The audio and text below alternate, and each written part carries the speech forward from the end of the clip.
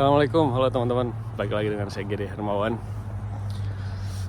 Hari ini hari Kamis, dinginnya mencapai -1 ya, -1.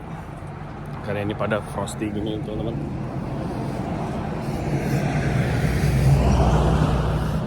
Nggak tahu ini udah puncaknya winter atau belum. Pasti benar-benar dingin ya. Lagi jalan kaki dari sekolahan karena habis nganterin anak sekolah jam 9 pagi.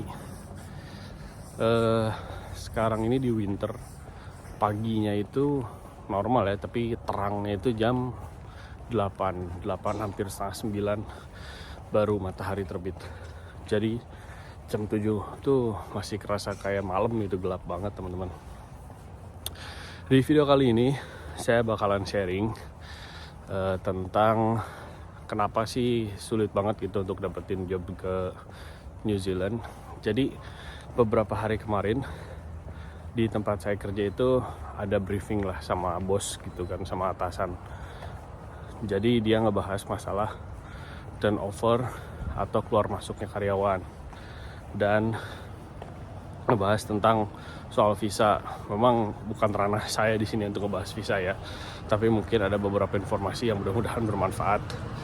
Tapi sebelum saya lanjut, buat teman-teman yang baru bergabung, silahkan subscribe channel saya biar makin semangat buat bikin video selanjutnya. Dan silahkan like video ini jika dirasa video ini bermanfaat. Silahkan share juga di media sosial apapun yang kalian punya. Dan silahkan komen apapun yang ingin kalian komentari. Dan sebelumnya saya ingin mengucapkan terima kasih buat teman-teman yang udah subscribe dan yang sudah setia nonton video-video saya dan yang sudah komen juga ya. Kita terusin sambil jalan ya teman-teman.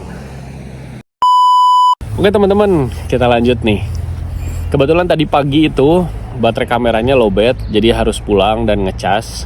Dan pas di rumah ada sesuatu yang harus saya kerjakan, jadinya ya belum bisa lanjut. Dan ini sore-sore bisa saya lanjut ya setelah jemput anak. Jadi teman-teman, saya itu baru tahu loh kenapa ya mungkin teman-teman semua sulit gitu ketika nge-apply kerjaan ke New Zealand, dapatnya itu sulit gitu. Saya pun baru tahu ternyata selain peraturan keimigrasian yang super wot dan ribet ya sekarang itu, ternyata dari pihak perusahaannya juga selektif gitu loh teman-teman. Mereka banyak mempertimbangkan segala hal untuk merekrut orang.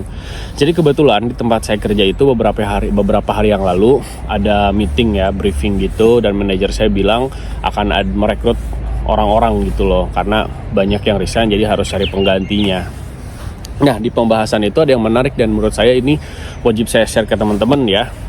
Tapi sebelumnya saya mau memperkenalkan diri saya nih buat teman-teman yang belum kenal. Nama saya Giri, saya asli dari Bandung ya, Indonesia.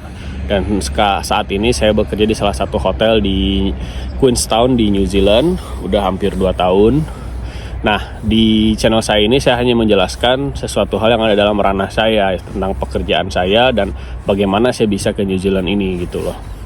Kalau untuk masalah pervisaan dan perimigrasian sebenarnya itu di luar ranah saya. Saya hanya memberikan contoh dan sedikit informasi yang saya tahu. Mudah-mudahan bermanfaat. Oke, lanjut. Nah, untuk mengisi posisi yang kosong ini, hotel itu kemarin sempat open recruitment kan. Nah, kebanyakan mereka hanya merekrut orang-orang lokal saja.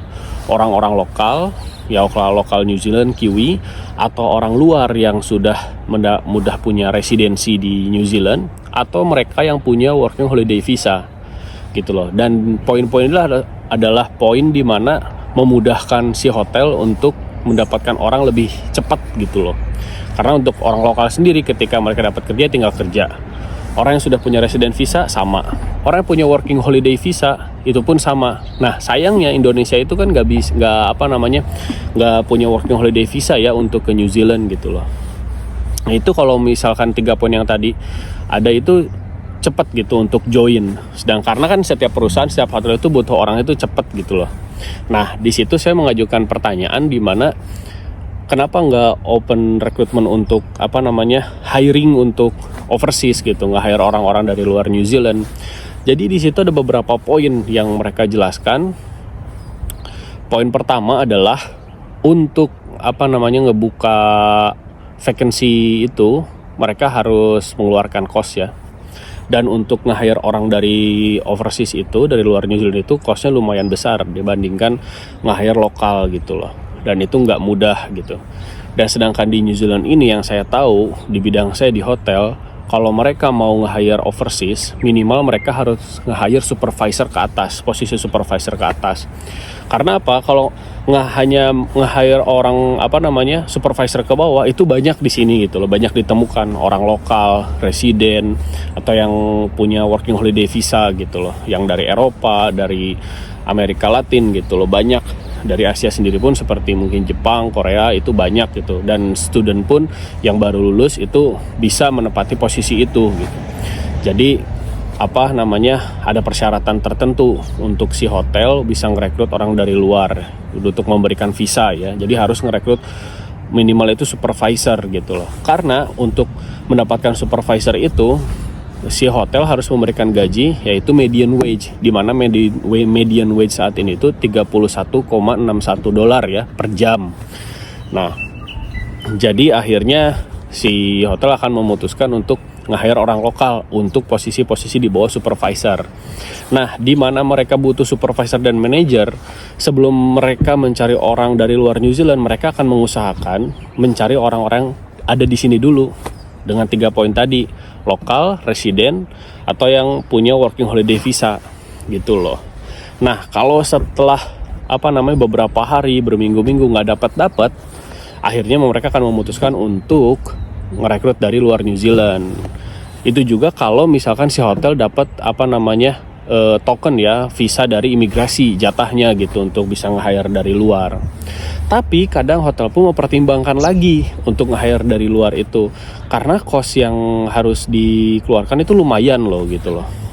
Mending kalau orang yang di-hire-nya itu di hotelnya itu bisa bertahan gitu, di perusahaan itu bisa bertahan. Kalau enggak gitu kan ribet lagi. Dan kebanyakan kan hotel di sini itu gak mau nunggu lama untuk ngedatengin orang gitu loh, kecuali kalau memang punya staff banyak, memang posisi ini gak terlalu urgent tapi butuh gitu, oke lah dia bisa nunggu. Tapi kalau urgent ya kayak sekarang nih udah masuk winter season, butuh orang banyak dan banyak yang keluar, otomatis butuh orang tuh cepet kan untuk ngisi posisi tersebut. Jadi kalau untuk nunggu itu agak sulit gitu.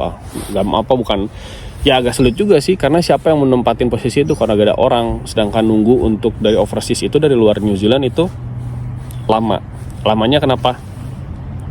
Nunggu untuk ngurusin visa. Mending kalau persyaratan orangnya ini ada gitu, lengkap. Kalau enggak kan nunggu lama. Belum lagi setelah submit aplikasi, nunggu approve-nya itu lama juga gitu, sampai berbulan-bulan. Sedikit contoh kayak teman saya, dia itu working visa, punya sponsor, dapat sponsor, dan ingin pindah ke hotel saya bekerja sekarang. Dikasih lagi sponsor sama tempat saya kerja ini. Nah, udah apply, pas submit aplikasi, si imigrasi bilang ini hanya 20 hari kerja gitu loh. Nah, bahkan sampai sebulan dia nunggu, akhirnya nelpon ke imigrasi kok belum dapat kabar, belum dapat approval gitu loh. Akhirnya dia telepon ke imigrasi itu nanyain gimana nih masalah visa gitu, progresnya. Nah, imigrasi bilang katanya ini sampai 4 bulan harus nunggu. Karena untuk saat ini imigrasi bilang dalam seminggu itu mereka nerima sekitar 80.000 aplikan gitu, dari luar New Zealand kah atau di dalam New Zealand gitu, yang harus diseleksi kembali gitu. Jadi ini akhirnya memang agak sulit, karena gini loh teman-teman, setiap setahun sekali peraturan perimigrasian di New Zealand itu berubah-ubah. Jadi memang setiap perubahan aturan itu yang akan membuat proses visa itu agak sedikit lama gitu. Karena saya pun dulu dapetin approval itu kan lama juga ya. Jadi ya memang nggak bisa diprediksi sih. Kadang-kadang saya lihat di Facebook gitu kan, di grup-grup Facebook, ada orang baru submit setelah 4 hari baru udah dapat approve gitu loh. Jadi memang nggak bisa ditebak gitu. Nah, itulah balik lagi ya alasan kenapa satu perusahaan atau hotel sangat selektif sekali gitu loh untuk ngambil orang dari overseas gitu. Jadi mereka akan mengutamakan orang-orang yang ada di dalam dulu untuk diproses gitu. Jadi untuk nyari orang dari luar itu akan di nomor 2 kan, nomor 3 kan gitu. Kalau memang benar-benar sulit untuk mendapatkan orang mengisi posisi tersebut, barulah. Ya mungkin kalau kayak chef ya, kalau chef memang sangat dibutuhkan di posisi itu, mereka akan cari di overseas seperti specialty chef gitu kan, mengisi posisi contohnya executive pastry chef di hotel bintang 5. Mereka akan buka hiring dulu di lokal. Kalau nggak dapet, sama sekali nggak dapat orang dengan ekspektasi mereka, barulah mereka akan nge-hire dari luar, memberikan sponsor ya. Itu pun kalau memang mereka bisa sponsorin. Kalau memang belum bisa ya nggak bisa, dan harus bertahan dengan situasi yang ada ya teman-teman. Mungkin untuk penjelasan itu segitu aja dulu ya. Mungkin kalau ada teman-teman yang lebih tahu dan lebih paham bisa tambahkan di kolom komentar, menambahkan. Mudah-mudahan bermanfaat ya teman-teman. Tapi dengan adanya informasi seperti ini bukan berarti teman-teman patah semangat ya, tetap harus semangat karena ini kan hanya contoh di tempat saya kerja gitu loh. Nah, saya nggak tahu kalau di sektor pekerjaan lain seperti apa gitu ya. Mudah-mudahan itu jauh lebih mudah gitu dibandingin tempat saya kerja. Kalau di tempat saya kerja ini saat ini memang lagi rumit gitu loh. Jadi akhirnya susah banget untuk dapetin orang dari luar. Ya mudah-mudahan teman-teman yang lagi nge-apply atau nunggu dapat hasil yang baik, bisa dapat kerjaan sponsor di New Zealand. Jangan patah semangat, terus apply. Ada lowongan, apply terus di seek.com ya. Jangan lupa seek.co.nz. Nah itu, apply aja terus berulang-ulang kali sampai dapat gitu. Insya Allah kalau memang rezeki jalan-jalannya pasti dapat. Ya teman-teman, segitu aja dulu untuk video singkat saya kali ini. Mudah-mudahan bermanfaat. Jika dirasa video ini bermanfaat, silahkan share di media sosial apapun yang teman-teman punya. Silahkan like dan silahkan komen apapun yang ingin kalian komentari di kolom komentar. So, sehat selalu. See you in next video. Oh iya, buat teman-teman nih yang baru bergabung, silahkan subscribe ya channel saya biar saya makin semangat lagi buat bikin videonya, buat bikin hal-hal yang bisa saya sharing, mudah-mudahan bermanfaat. Silahkan subscribe, silahkan tonton video-video yang lain, mudah-mudahan ada video saya yang bisa menginspirasi dan bermanfaat. So see you in next video, bye bye.